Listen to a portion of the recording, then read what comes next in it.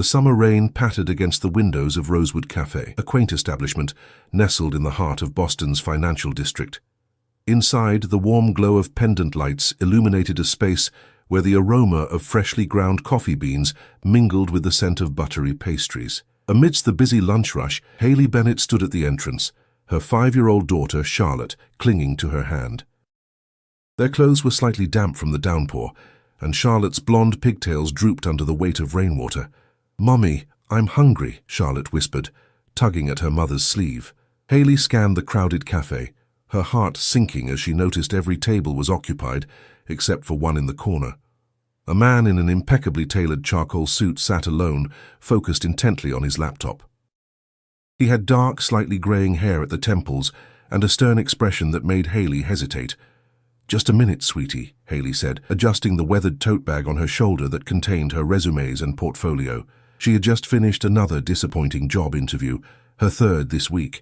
With rent due in 5 days and barely enough in her bank account to cover groceries, Haley couldn't afford another upscale cafe meal. But Charlotte needed lunch, and the downpour outside showed no signs of letting up. Taking a deep breath, Haley approached the table. The man didn't look up as she stood before him, his fingers moving swiftly across the keyboard. "Excuse me," Haley said, her voice barely audible above the cafe's ambient noise. She cleared her throat and tried again. "Can I share this table?" The man looked up, his penetrating blue eyes meeting hers with mild surprise. His gaze shifted briefly to Charlotte, who was partially hiding behind her mother's legs, then back to Haley. For a moment he seemed to be calculating something in his mind. "Only if I pay the bill," he replied, his deep voice carrying a hint of authority that suggested he wasn't accustomed to hearing the word no. Haley's cheeks flushed. "That's not necessary. We can pay for our own meal." "I insist," he said, closing his laptop and extending his hand. "Daniel Westbrook." Haley hesitated before shaking it. "Haley Bennett, and this is Charlotte." Daniel gestured to the empty chairs. "Please, join me." Reluctantly, Haley helped Charlotte into a seat and sat down opposite Daniel. She couldn't shake the feeling that accepting his offer somehow put her at a disadvantage, but pride wouldn't feed Charlotte. A waitress approached, and Daniel ordered coffee for himself and asked what they would like. "Chicken nuggets and apple juice, please," Charlotte said, suddenly finding her voice. "I'll just have a small salad," Haley added, deliberately choosing one of the less expensive menu items. Daniel raised an eyebrow. "Add a club sandwich to the lady's order," he told the waitress, who nodded and left. "I didn't ask for a sandwich," Haley said, feeling a flicker of irritation. "You look like you could use more than just a salad," Daniel replied matter-of-factly. "Interview didn't go well?" Haley stiffened. "How did you—" "Portfolio bag, formal attire that's slightly too worn for someone who already has a job." The look of disappointment. He shrugged. "I make it my business to read people." "And what business is that exactly?" Haley asked, trying to regain some control over the conversation. "I run Westbrook Industries," he said casually, as if everyone should recognize the name. Haley did recognize it. Westbrook Industries was one of the largest property development firms on the East Coast. They owned half the skyscrapers in downtown Boston, including, she realized with a jolt, the building where she'd just interviewed. "You're that Westbrook?" she asked, unable to keep the surprise from her voice. A hint of a smile played at the corners of his mouth. "The very same." Charlotte, who had been quietly observing the adults, suddenly piped up. "My mommy is the best graphic designer in the whole world." Daniel turned his attention to the child, his expression softening slightly. "Is that so?" "Uh-huh." Charlotte nodded enthusiastically. "She makes pretty pictures for computers, but nobody wants to hire her because they're stupid." "Charlotte," Haley admonished, though she couldn't help but smile at her daughter's unwavering support. "Well, I think the people who didn't hire your mom might have made a mistake," Daniel said to Charlotte, before looking back at Haley with newfound interest. "Graphic design, huh? What's your specialty?" "Brand identity and UI/UX design," Haley replied, surprised by his interest. "I worked for Patterson & Brown for 5 years before they downsized last winter." Recognition flickered in Daniel's eyes. "They did some impressive work. Do you have samples with you?" Before Haley could answer, their food arrived. Charlotte immediately dove into her chicken nuggets, temporarily forgetting the conversation. Haley hesitated, then reached into her tote bag and pulled out her tablet. "These are some of my recent projects," she said, unlocking the screen and passing it to him. Daniel took the tablet and began scrolling through her portfolio with the same intense focus he'd given his laptop earlier. Haley watched nervously as he examined her work, his expression unreadable. She used the opportunity to study him more closely. Despite his intimidating presence, there was something else there, a hint of weariness around his eyes, perhaps loneliness. The wedding ring she'd noticed earlier had a worn look about it, yet it seemed too small for his finger, as if he'd lost weight but couldn't bring himself to have it resized. "This is quite good," he said finally, pausing on a comprehensive rebranding campaign she'd done for a local brewery. "Very good, actually." He handed the tablet back to her. "Why hasn't someone snapped you up yet?" Haley took a bite of her sandwich to buy herself time before responding. "The market's competitive, and I have limitations on my availability." "Single mum," she added, nodding toward Charlotte, who was happily drawing on a children's menu with crayons the waitress had brought over. Daniel nodded, understanding dawning on his face. "No flexible hours offered, or remote work options," Haley sighed. "Most places want someone in office from 9 to 6, sometimes later. After-school care is expensive, and Charlotte's father isn't in the picture to help." A shadow passed over Daniel's face at the mention of Charlotte's father. He glanced at his watch, a subtle but clearly expensive timepiece, and then looked out the window at the rain, which had finally begun to let up. "Westbrook Industries is launching a new subsidiary focusing on sustainable housing developments," he said suddenly. "We need to establish a distinctive brand identity separate from our corporate work. Our marketing department is," he paused, choosing his words carefully, "adequate for our current needs, but this project requires a fresh perspective." Haley set down her fork, her heart beginning to race. "Are you offering me a job, Mr. Westbrook?" "I'm offering you an opportunity to pitch for a contract," he clarified. "We're interviewing design firms next week. I can add you to the schedule." Hope bloomed in Haley's chest, but years of disappointment had taught her to be cautious. "Why would you do that? You don't know me." Daniel's gaze shifted to Charlotte, who was now humming softly as she colored. "Let's just say I have a soft spot for determined single parents." Something in his tone suggested personal experience, but before Haley could inquire further, he reached into his jacket pocket and pulled out a business card. "Wednesday, 2 p.m. Ask for me at reception." As Haley took the card, their fingers brushed momentarily. She felt an unexpected jolt of electricity at the contact and quickly pulled her hand back, flustered. Daniel appeared unfazed as he signaled for the check. "Thank you," Haley said sincerely. "This is unexpected." "Don't thank me yet," he warned, his businesslike demeanor returning. "You'll be competing against established firms with resources you don't have. The playing field isn't level." "It never is," Haley replied with quiet determination, "but I've never let that stop me before." As Daniel paid the bill, Haley noticed him watching Charlotte with an expression she couldn't quite decipher, something between sadness and longing. When he caught her looking, he quickly schooled his features back to neutral. "I should get going," he said, gathering his laptop and standing. "I have a meeting across town." "We should go too," Haley agreed, helping Charlotte collect her crayons. "The rain stopped, and we need to catch the tea." Daniel hesitated, then pulled out another business card and wrote something on the back. "This is my personal number, in case you have questions about the pitch.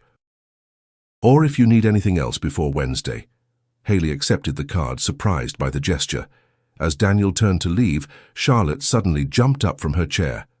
"Wait!" she called, rushing around the table. Before either adult could react, she wrapped her small arms around Daniel's legs in a quick hug. "Thank you for the chicken nuggets, Mr. Westbrook." Daniel froze, visibly startled by the child's affection. For a split second, his carefully composed expression cracked, revealing raw emotion beneath. Then, awkwardly, he patted Charlotte's head. "You're welcome, Charlotte." As he strode out of the cafe, Haley couldn't help but wonder what had just happened. The powerful billionaire had offered her a life-changing opportunity, but there was clearly more to Daniel Westbrook than met the eye. And as she pocketed his business card, she couldn't shake the feeling that this chance encounter would lead to something much more complicated than a simple job interview. The Westbrook Industries headquarters dominated Boston's skyline, a gleaming 60-story monolith of glass and steel that seemed to pierce the clouds. Haley stood on the sidewalk across the street, Charlotte's small hand in hers, staring up at the imposing structure. She had spent the past 5 days working feverishly on her pitch, sacrificing sleep to perfect every detail after putting Charlotte to bed each night. "Is that where the rich man works?" Charlotte asked, squinting up at the tower. "Mr. Westbrook," Haley corrected gently. "And yes, sweetheart, that's where his office is." "Is he going to give you a job so we can buy a house with a garden for Rocket?" Charlotte's eyes lit up at the thought of their imaginary future dog. Haley knelt down to Charlotte's level, smoothing her daughter's unruly blonde curls. "Remember what we talked about? I'm just meeting with him today. It might not work out, and that's okay. We're doing fine just as we are." It wasn't entirely true. Their one-bedroom apartment in Somerville was cramped, and the rent had increased twice in the past year. Haley's freelance work barely covered their expenses, and her savings had dwindled to almost nothing. This opportunity at Westbrook Industries wasn't just another job, it was a lifeline. After dropping Charlotte off at her neighbor Mrs. Rivera's apartment, Haley took the subway downtown. She arrived at the Westbrook building 40 minutes early, her portfolio clutched tightly against her chest like armor. The security guard directed her to the 58th floor, where a sleek reception area awaited. "I have an appointment with Mr. Westbrook at 2 o'clock, she told the receptionist, a polished woman with an immaculate bob. "Haley Bennett." The receptionist's perfectly sculpted eyebrows rose slightly. "You're the independent contractor. The others are already in conference room C." She gestured toward a hallway. "You can join them there." Others? Haley had assumed she would be meeting with Daniel alone. Her stomach tightened as she made her way down the corridor, past glass-walled offices, where executives in expensive suits conducted their business. Through the transparent walls of Conference Room C, she could see 3 people seated around a large table, their presentation materials spread out before them. Taking a deep breath, Haley pushed open the door. 3 heads turned simultaneously to stare at her. 2 men and a woman, all dressed in designer business attire that made Haley's carefully chosen outfit from the department store sale rack seem woefully inadequate. "Hello," she said, forcing confidence into her voice. "I'm Haley Bennett." "Bennett?" The older of the 2 men checked a list in front of him. "You're not on the schedule until 2. "I'm early," Haley explained, sliding into an empty chair. "I thought it would be individual presentations." The woman, who wore her dark hair pulled back in a severe bun, gave a tinkling laugh. "Oh, honey, this is a competitive pitch. We all present to the executive team at once. Didn't your agency brief you?" "I'm an independent designer," Haley replied, refusing to be intimidated. "Ah." The woman exchanged glances with her colleagues. "Flying solo. How brave." Before Haley could respond, the door opened again and several executives filed in, led by a woman in her 50s with steel-gray hair and piercing eyes. "Good afternoon. I'm Victoria Grant, Chief Marketing Officer," she announced without preamble. "Mr. Westbrook sends his apologies. He's been called away to an urgent matter in New York, but has asked us to proceed with the presentations. We'll begin with Archer and Dean." Haley's heart sank. Daniel had arranged this opportunity, and now he wouldn't even be here to see her pitch. As the first agency began their slick presentation, complete with motion graphics and market research statistics, Haley fought to control her rising panic. These were established firms with resources and manpower she couldn't hope to match. What had she been thinking, assuming she could compete at this level? One by one, the agencies presented their concepts. When it was finally Haley's turn, she stood on slightly shaky legs and connected her tablet to the projector. "As you can see from my first slide, I've taken a different approach," she began, launching into the presentation she had rehearsed countless times in front of her bathroom mirror. She emphasized sustainable elements in the design, focusing on community connection rather than luxury, a deliberate deviation from Westbrook's traditional branding. The executives watched impassively, giving nothing away. Victoria Grant occasionally made notes on her tablet, her expression inscrutable. When Haley finished, there was a moment of uncomfortable silence. "Thank you, Ms. Bennett," Victoria said finally. "We'll be in touch with our decision by the end of the week." Outside the building, Haley leaned against a concrete planter, trying to process what had just happened. She had been set up to fail. Whether Daniel had intended it that way or not, the result was the same. She had been naive to think a chance encounter in a cafe could change her fortunes. Her phone buzzed with a text from Mrs. Rivera. "Charlotte has fever. Come home." Pushing aside her professional disappointment, Haley rushed to the subway station. By the time she reached their apartment building, worry had replaced her earlier dejection. Charlotte rarely got sick, and when she did, it hit her hard. Mrs. Rivera met her at the door, her kind face creased with concern. "She started feeling warm about an hour ago. I gave her some children's Tylenol, but you might want to call the doctor." Charlotte lay on their second-hand sofa, her cheeks flushed and her eyes glassy with fever. Haley pressed her lips to her daughter's forehead, alarmed by the heat radiating from her skin. "Hey, baby," she murmured, stroking Charlotte's hair. "Not feeling so great, huh?" "My throat hurts, Mommy," Charlotte whimpered. After thanking Mrs. Rivera, Haley called their pediatrician's office, only to be told that Dr. Patel couldn't see them until tomorrow morning. She gave Charlotte more fever reducer and settled in for a long night of worry and little sleep. By morning, Charlotte's fever had spiked to 103 degrees and angry red spots had appeared on her throat. Alarmed, Haley bundled her into a taxi and headed to the emergency room. Her credit card already maxed out, but with no other choice. The hospital waiting room was crowded with morning emergencies. Haley filled out forms while Charlotte dozed against her shoulder, occasionally whimpering in pain. After what seemed like an eternity, a triage nurse called them in. "Strep throat," the doctor confirmed an hour later, after examining Charlotte's throat and running a rapid test. "It's a particularly nasty strain going around. I'm prescribing antibiotics, but she'll need to stay hydrated and get plenty of rest." At the hospital pharmacy, Haley's heart sank as she saw the price of the prescription. Her insurance had a high deductible, which she hadn't met yet this year. The medication would cost nearly $100, money she didn't have. "Can you bill me?" she asked the pharmacist, who shook his head sympathetically. "I'm sorry, but we need payment at the time of service." Haley was contemplating which utility bill she could delay paying when her phone rang with an unknown number. Balancing Charlotte on her hip, she answered, "Ms. Bennett? This is Daniel Westbrook's assistant. Mr. Westbrook was wondering why you missed your follow-up meeting this morning." "Follow-up meeting?" Haley repeated, confused. "I wasn't aware of any follow-up." There was a pause. "Mr. Westbrook specifically requested your presence at 9 a.m. today to discuss your proposal. He's quite displeased with your absence." "My daughter is sick," Haley explained, her patience wearing thin. "I'm at Boston Memorial right now trying to get her medication. Please tell Mr. Westbrook I apologize for any inconvenience." "One moment, please." The line went silent. Haley could hear muffled voices in the background before the assistant returned. "Mr. Westbrook would like to know which pharmacy you're using." "What? Why?"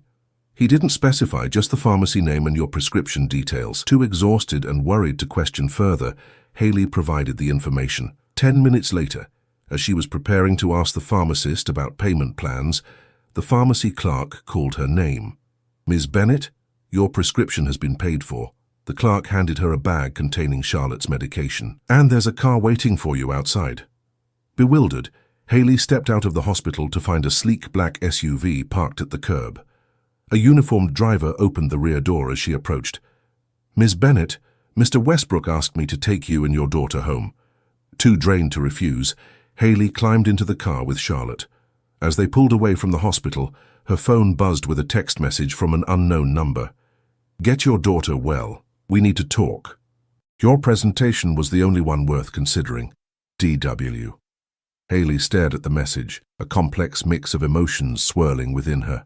Relief at the lifeline he'd thrown her, gratitude for the medication, suspicion about his motives, and underneath it all, a flutter of something she wasn't ready to acknowledge when his name appeared on her screen. As the car glided through Boston streets toward their apartment, Charlotte stirred against her shoulder. "Mommy, is the rich man helping us again?"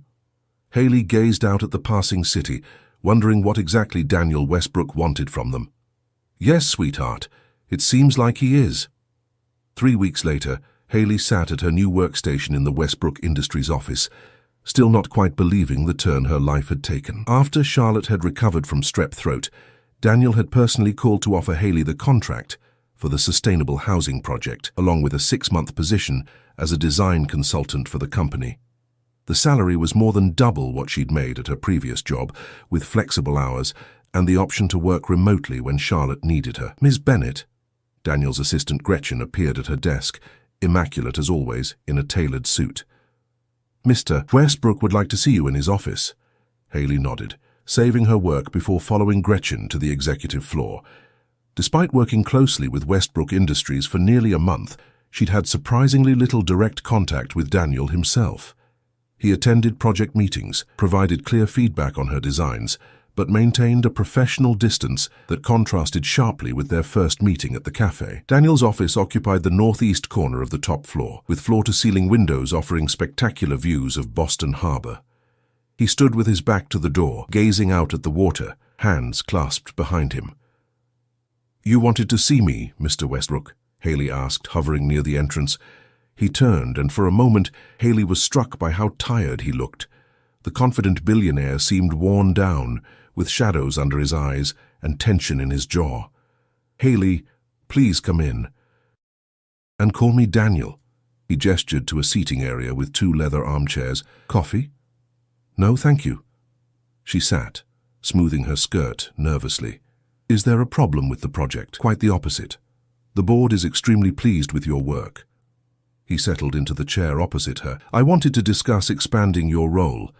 The Sustainable Housing Initiative is growing faster than anticipated, and we need someone to oversee all visual communications."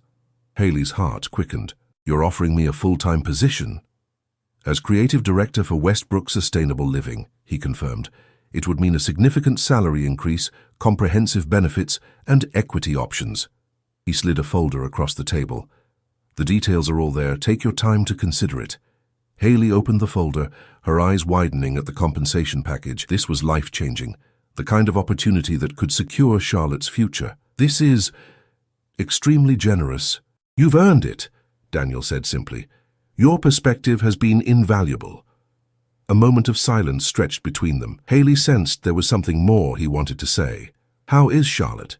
he asked finally, his voice softening at the child's name. "She's doing well," Haley smiled. "She asks about you, you know. The rich man who likes chicken nuggets." A ghost of a smile touched Daniel's lips, then vanished. "I'd like to meet her again, properly this time." Haley studied him, trying to understand the request. In their limited personal conversations, Daniel had never mentioned family, though office gossip suggested he was widowed. The worn wedding ring she'd noticed during their first meeting seemed to confirm this. "Perhaps you could both join me for dinner this weekend," he continued, his tone carefully neutral, "to celebrate your promotion, should you accept it." Before Haley could respond, the office door burst open. A woman in her early 30s strode in, her designer heels clicking aggressively on the hardwood floor. She was strikingly beautiful, with glossy dark hair and sharp features that currently twisted in anger. "Daniel, we need to talk, now." The woman stopped short when she noticed Haley. "Oh, I didn't realize you had company." Daniel stood, his expression hardening. "Vanessa, I thought you were in Paris." "Clearly," she replied icily. "Who's this?" "Haley Bennett, one of our designers," Daniel replied, his voice clipped. "Haley, this is Vanessa Carlton." "His sister-in-law," Vanessa added pointedly, extending a manicured hand to Haley. "Charmed, I'm sure." Haley shook the offered hand, feeling distinctly uncomfortable. "I should go. We can finish our discussion later." "No need," Daniel said quickly. "We were just concluding." He turned to Vanessa. "My office in an hour. I have meetings until then." Vanessa's perfect eyebrows arched in challenge, but she nodded curtly. "Fine, 1 hour." She cast a final assessing glance at Haley before sweeping out. An awkward silence descended. Haley clutched the folder with her job offer, unsure what to say. "I apologize for the interruption," Daniel said finally. "Vanessa can be dramatic." "It's fine," Haley assured him, rising to leave. "About dinner, you don't have to decide now," he cut in. "Think about the job offer first." She nodded, sensing the moment for personal connection had passed. "Thank you, Daniel. I appreciate the opportunity." Back at her workstation, Haley tried to focus on her designs, but her mind kept returning to the strange encounter with Vanessa, sister-in-law. That confirmed Daniel had been married, but the hostility between them suggested complications. Her phone buzzed with a text from Mrs. Rivera. "Pick up Charlotte early today. Building manager inspecting apartments." Haley sighed, gathering her things. Another surprise inspection, their third this month.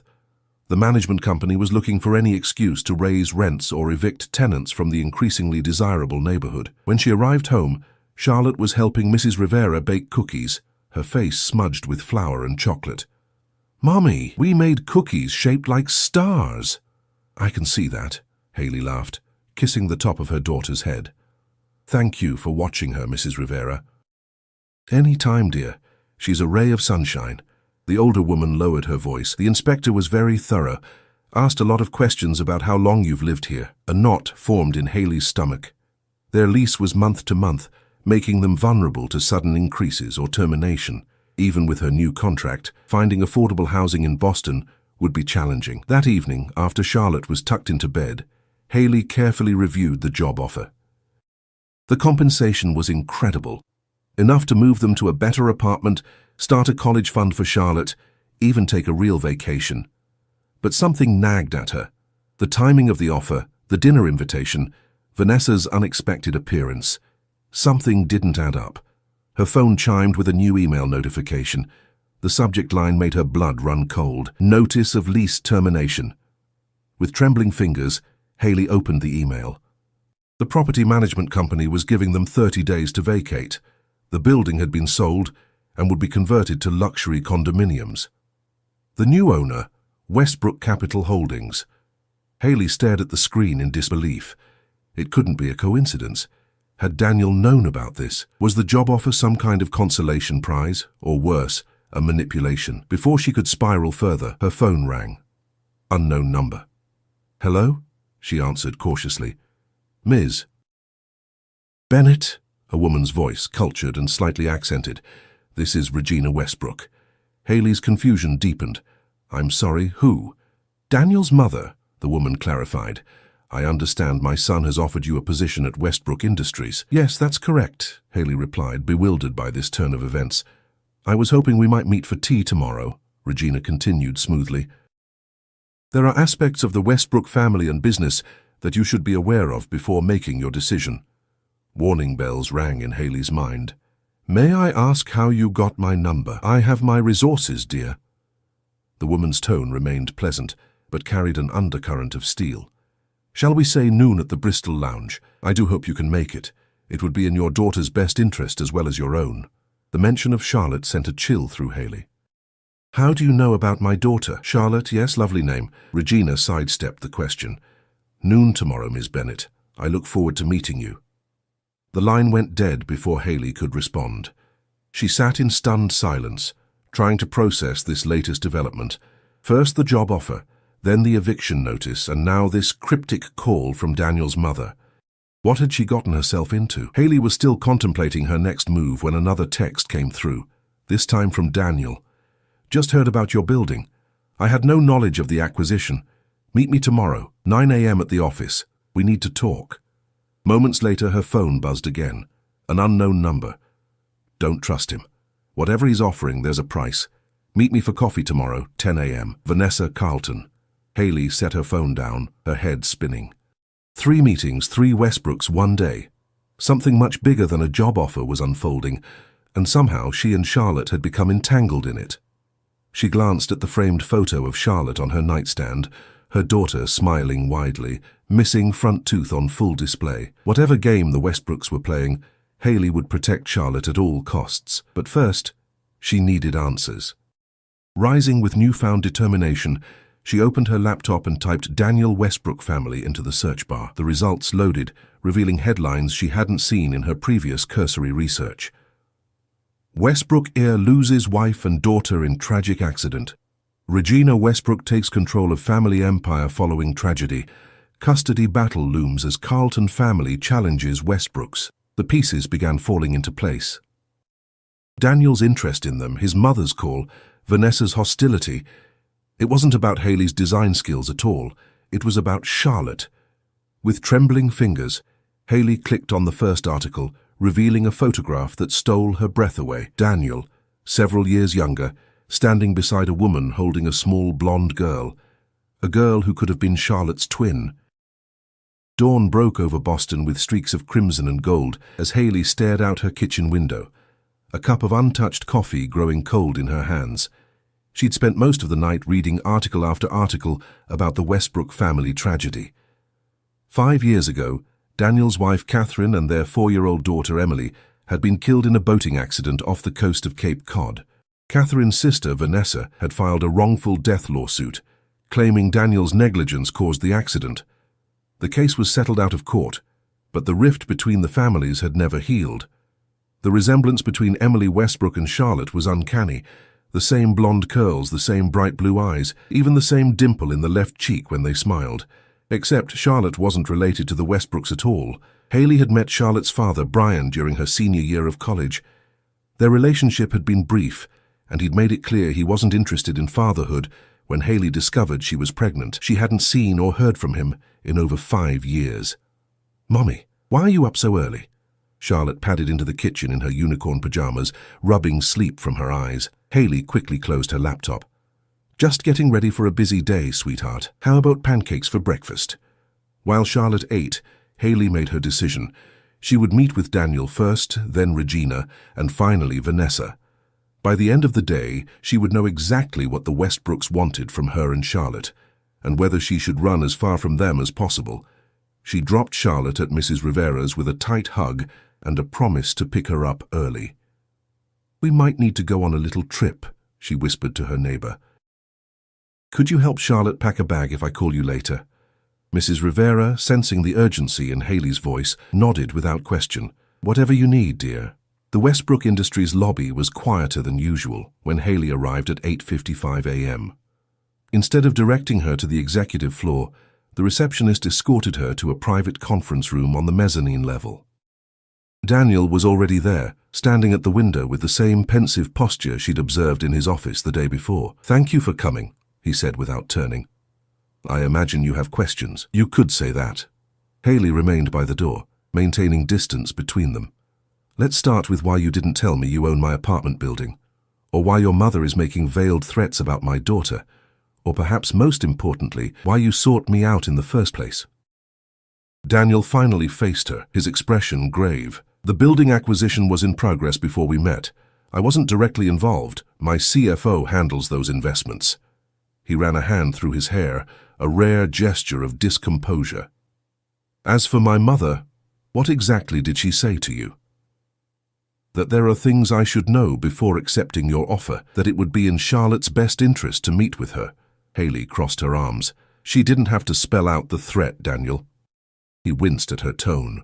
"My mother isn't threatening you, she's protective. After what happened with Catherine and Emily." "That's what this is really about, isn't it?" Hayley interrupted. "Charlotte looks like your daughter." Daniel went still. "You know, I know your daughter and wife died in an accident 5 years ago. I know your sister-in-law blamed you. And I know Charlotte bears a striking resemblance to Emily." Hayley's voice shook slightly. "What I don't know is what you want from us." For a long moment Daniel was silent, the weight of unspoken grief heavy in the air between them. When he finally spoke, his voice was low and raw with emotion. "I didn't plan any of this. When I saw you and Charlotte at the cafe that day, it was a shock. The resemblance is remarkable." He moved to the conference table but remained standing. "I convinced myself I was just helping a talented designer and her daughter, that it was the right thing to do. But it was more than that," Hayley pressed. "Yes," he admitted. "Being around Charlotte, it's like getting a glimpse of the future I lost. The person Emily might have become." His hands gripped the back of a chair. "I've been alone for 5 years, Hayley. My work, my wealth, none of it matters without family." The vulnerability in his confession caught Hayley off guard. The ruthless billionaire was gone, replaced by a man still haunted by loss. But sympathy couldn't override her maternal instinct to protect Charlotte. "I'm sorry for your loss, Daniel. Truly. But Charlotte isn't Emily. We're not replacements for the family you lost." "I know that," he said quickly. "God, I know that. But meeting you both, it felt like a second chance somehow." He straightened, visibly composing himself. "The job offer is legitimate. Your talent is undeniable. But I should have been transparent about everything else." Hayley checked her watch, nearly 10 a.m. "I have to go. I'm meeting Vanessa."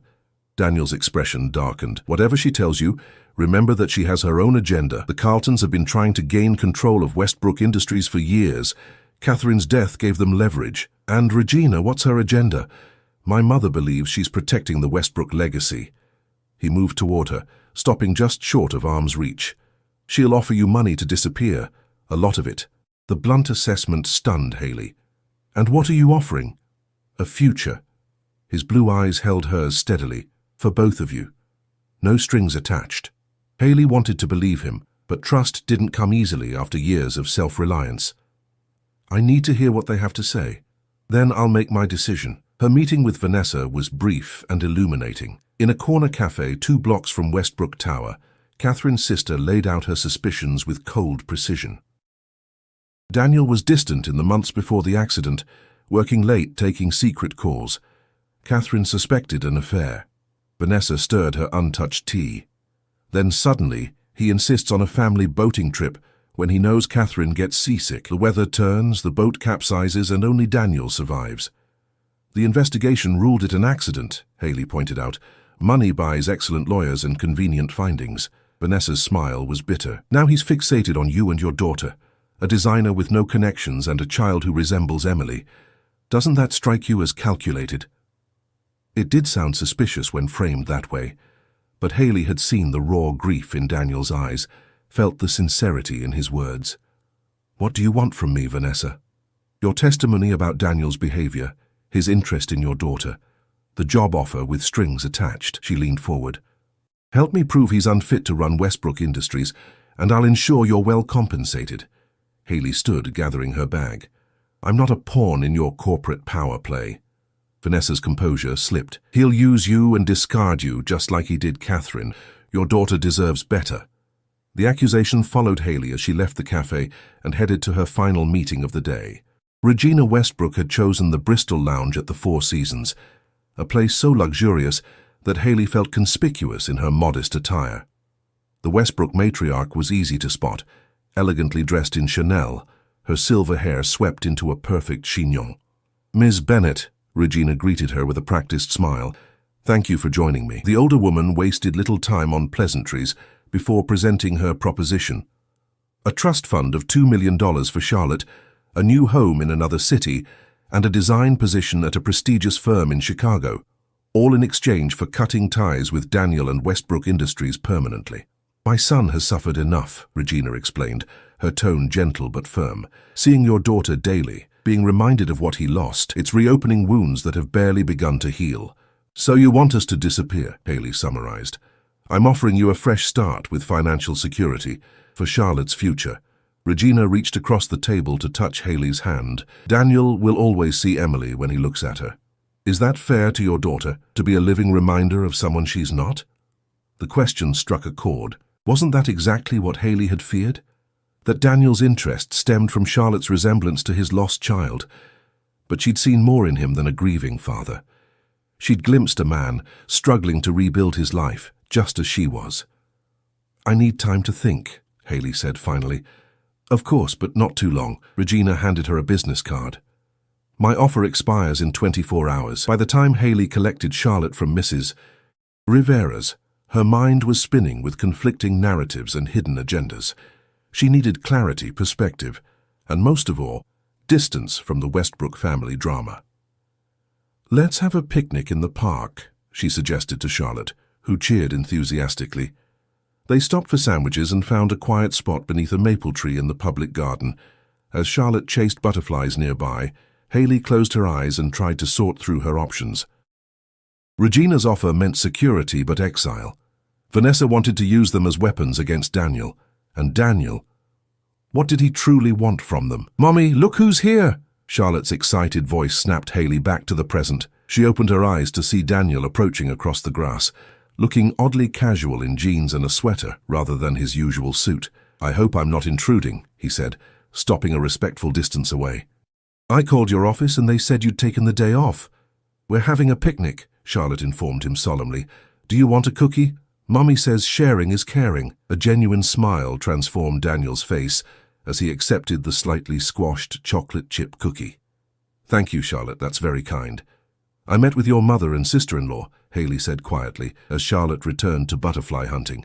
I figured as much. He sat down on the grass beside her, maintaining a careful space between them. And what did you decide? Haley studied him, searching for ulterior motives or hidden agendas, but found only weary honesty in his gaze. I haven't decided anything yet. Your family has presented some compelling arguments. They usually do. He watched Charlotte twirl in the sunlight, her blonde curls catching the golden afternoon rays. May I present one more perspective? Not as CEO of Westbrook Industries or even as Emily's father, just as Daniel. Haley nodded cautiously. I was drowning before I met you and Charlotte, he said simply. Work was my life, but it wasn't living. You both reminded me that there's more, that I could feel something other than grief and guilt again. He turned to face her fully. I don't want to replace what I lost. I want to build something new, with you both, if you'll let me. The sincerity in his voice touched something in Haley that had been dormant for years. Hope for a partnership, a shared future, a complete family for Charlotte. And what about your mother? Vanessa, the company. They're important to me, but not more important than my chance at happiness. He hesitated, then reached slowly for her hand. Stay in Boston. Accept the job. Let me get to know Charlotte properly. And let me get to know you too. No expectations, no pressure, just possibility. Haley looked at their joined hands, then at Charlotte dancing in the sunlight, and finally back at Daniel. In his eyes she saw not a billionaire or a grieving widower, but simply a man offering his heart. One condition, she said finally. You find us a new apartment that you don't own. Daniel's laugh was unexpected and genuine, a sound of pure relief. Done.